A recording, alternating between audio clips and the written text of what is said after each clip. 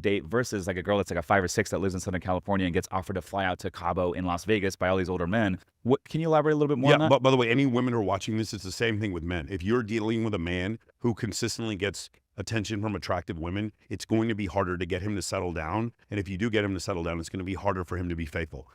But with women, one of the issues is if you have a woman, like 2 women who are 10s, or let's just say a woman who's a 10, like objectively, just a stunningly beautiful woman, but she's a surgical nurse and she's going to school all the time and then she has a nighttime job and she has very little room for stimulus. She just works, she takes care of her animals, she goes to the gym and she sleeps.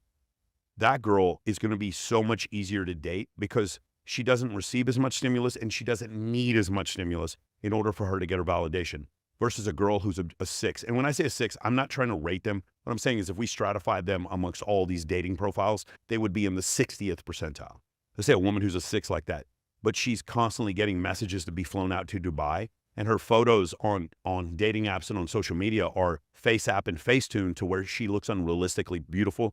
She doesn't look like her photos. You've seen this before. You said before you had a girl show up. Yeah. Some girls look better in person than they do in their photos, and some girls the opposite. So now a girl is a 6, and she doctors her photos, and she constantly gets invitations to go to rappers' birthday parties, video shoots, flown out to Dubai, and like go to the best parties. She gets offered money to go on dates. That woman, because she receives more stimulus and she accepts more stimulus, is going to be, what I'm saying is the 6 is going to be harder to date because she accepts more stimulus than the 10.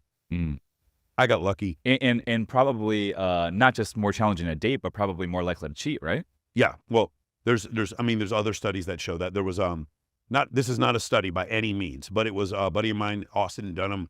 He gets paid by men because he's a really good looking guy. He's a male model. He gets paid by guys to go hit on their girlfriends to see if the girls would cheat. It's a loyalty test. Damn. And I'm not recommending this, but what I am saying is when he figured out which girls were willing to cheat, it was the ones that had open accounts that showed more lascivious photos. Those girls were more likely to respond when he messaged them. And when you say, what was the term you said with the photos? Lascivious. That just means more like provocative? Yeah, so there's a difference between lascivious and promiscuous. Lascivious means more provocative photos, whereas people will say promiscuous. Promiscuous means that you have no discernment on who you have sex with. Promiscuous means sex. Okay. You can't be promiscuous on social media. People misuse that word all the time. You cannot be promiscuous on social media. You can be lascivious on social media.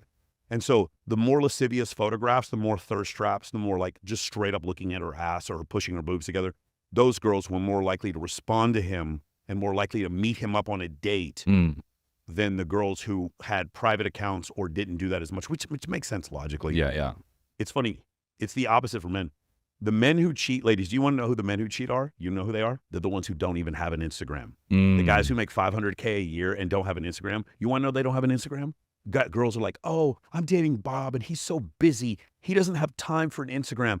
He's going to fly me out next week. I'm like, how come you don't live with Bob? It's like, well, he's busy right now. It's like, no, Bob has a wife and kids. That's why he doesn't have an Instagram, because he has a family he doesn't want you to know about. And these women live in delusion and actually think that they have a good man because he doesn't have an IG. It goes back to what I said before. Dude, it's so fucking true, because I hear some girls say it all the time. Oh, I just met this guy in LA. For one of them, first of all, it's long distance. That's one red flag. And then second of all, oh, he doesn't have Instagram. He doesn't like the social media stuff. He doesn't like the limelight. I'm like, bullshit. That's 2 red flags right there. Ladies, you're meeting a man in LA or San Diego who's rich and good looking and doesn't have an Instagram. Wake up. Like, how do you not understand what's happening? And only dates girls that are long distance. Yeah, it's so crazy to me. Yeah. So again, it's this delusion. What happens is the fairy tale, because women were promised the fairy tale.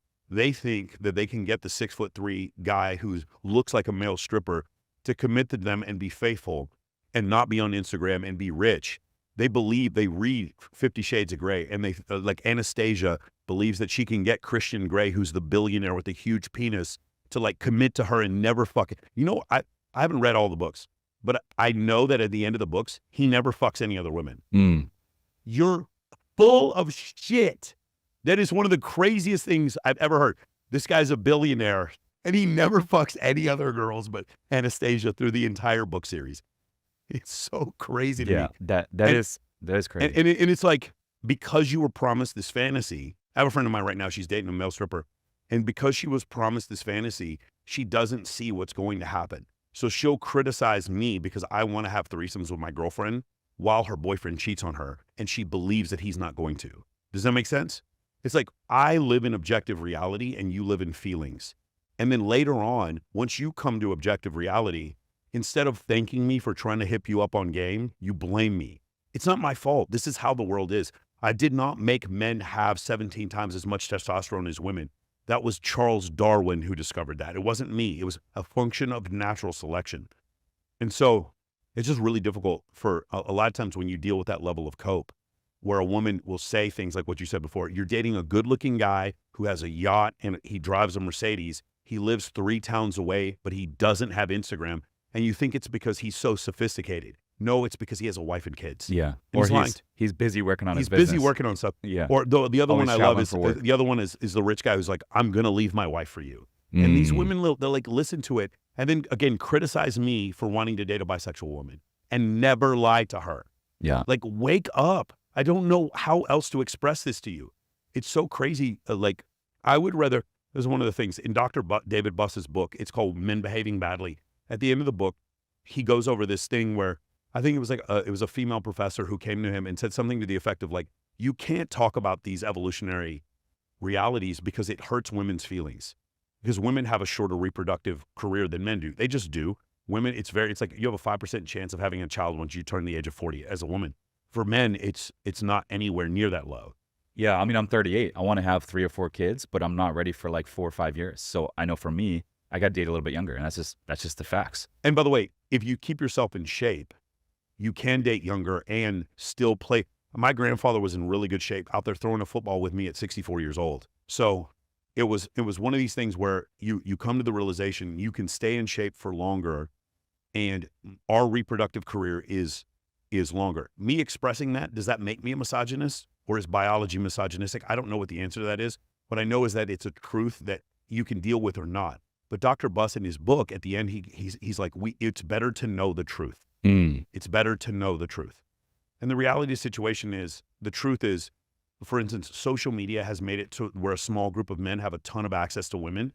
And there's a group of men, we'll say somewhere between 20 and 30% of men at the bottom who are having no access to women, or in short-term context, having no access to women. Yeah. If you're watching this, I have a gift for you. Click the link below and I will send you a private invite to my community for free. Yes, free.